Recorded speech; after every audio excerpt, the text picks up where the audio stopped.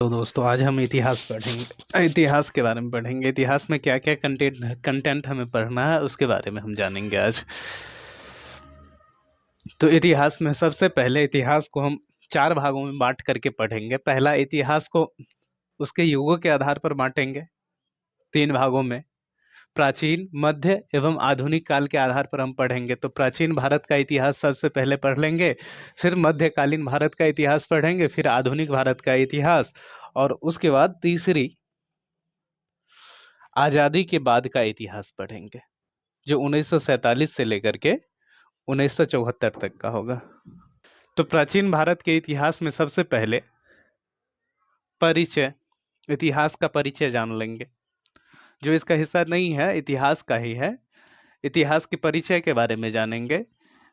तो उसके बाद प्राचीन भारतीय इतिहास के स्रोत के बारे में पढ़ेंगे, फिर ताम्रपाषाण काल के बारे में पढ़ेंगे, फिर सौंधव सभ्यता, जिसे सिंधु घाटी सभ्यता के बारे सिंधु घाटी सभ्यता कहते हैं, उनके बारे में जानेंगे। फिर वैदिक संस्कृति के बारे में पढ़ेंगे। उसके बाद ईस्वी पूर्व 6ठी शताब्दी के धार्मिक आंदोलन के बारे में पढ़ेंगे, जिसके अंतर्गत बौद्ध धर्म, भागवत धर्म, जैन धर्म एवं शैव धर्म के बारे में पढ़ेंगे। फिर 16 महाजनपदों के बारे में पढ़ लेंगे। उसके बाद मगध साम्राज्य का उत्कर्ष किस प्रकार हुआ उसके बारे में पढ़ेंगे, अर्थात मगध साम्राज्य के उत्कर्ष के बारे में पढ़ेंगे। फिर प्राचीन भारत पर विदेशी आक्रमण के बारे में पढ़ेंगे, और आगे मौर्य साम्राज्य के बारे में पढ़ेंगे, संगम युग के बारे में पढ़ेंगे, फिर गुप्त साम्राज्य के बारे में पढ़ेंगे, फिर गुप्तोत्तर काल के बारे में तथा पूर्व मध्य काल के बारे में पढ़ेंगे। गुप्तोत्तर काल या पूर्व मध्य काल एक ही हुआ, और इसी के बारे में पढ़ेंगे। गुप्तोत्तर काल या पूर्व मध्य काल के बारे में पढ़ेंगे। प्राचीन भारत की सामाजिक संरचना एवं परिवर्तन के बारे में जानेंगे। उसके बाद पूर्व मध्यकालीन इतिहास के बारे में जानेंगे, जो 800 ईस्वी, ये ईस्वी पूर्व नहीं है, ईस्वी है, 800 ईस्वी से लेकर के 1200 ईस्वी तक चला।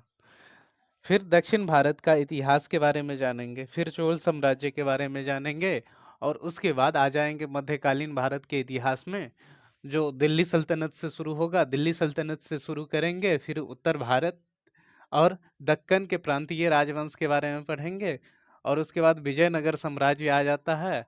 फिर हिंदू इस्लामिक संस्कृति के बारे में पढ़ेंगे, 15वीं और 16वीं शताब्दी के धार्मिक आंदोलन के बारे में भी पढ़ेंगे, और मुगल साम्राज्य, मुगल प्रशासन, मुगल कालीन वित्तीय व्यवस्था, मुगल कालीन संस्कृति एवं कला के बारे में भी पढ़ेंगे।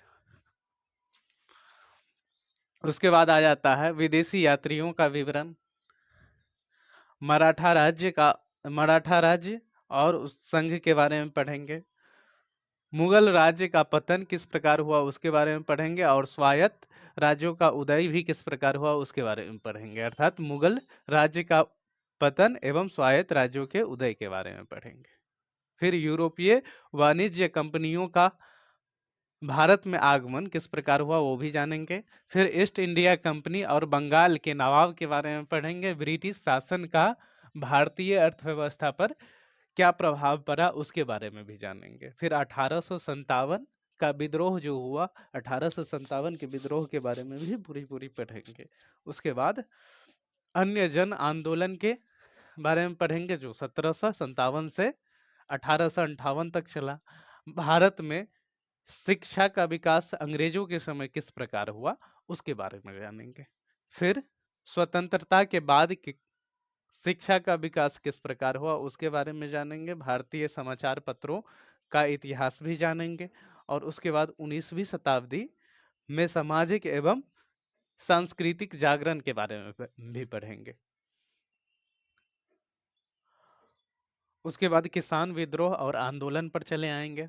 किसान के द्वारा किया गया विद्रोह और आंदोलन के बारे में पढ़ेंगे।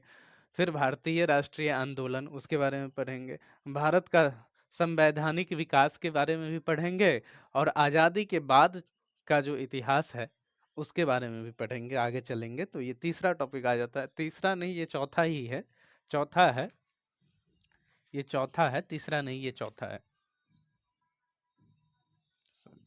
मिस्टेक हो गया था। तो उसके बाद आजादी के बाद के इतिहास में यदि हम पढ़ेंगे तो रियासतों का एकीकरण किस प्रकार हुआ। भारतीय छोटी छोटी जो रियासतें थे उसका एकीकरण करके एक संघ किस प्रकार बना उसके बारे में जानेंगे। फिर भारत के संविधान के बारे में पढ़ेंगे, भारत के संविधान का रचना किस प्रकार हुआ वो पूरी कहानी जानेंगे इसमें प्रारंभ से लेकर के। फिर आर्थिक विकास, भारत का आर्थिक विकास। फिर भारत के संवैधान, भारत के वैज्ञानिक विकास के बारे में। उसके बाद भारत की विदेशी नीति, विदेश नीति किस प्रकार रहा उसके बारे में जानेंगे। भारत के governor, governor general, viceroy, viceroy के महत्वपूर्ण कार्य, कुछ महत्वपूर्ण एवं परीक्षा में उपयोगी कथनों के बारे में भी जानेंगे। और ये सभी काम आएंगे आपको संघ एवं राज्य लोक सेवा आयोग में एवं अन्य कम्पिटिटिव एग्जाम में।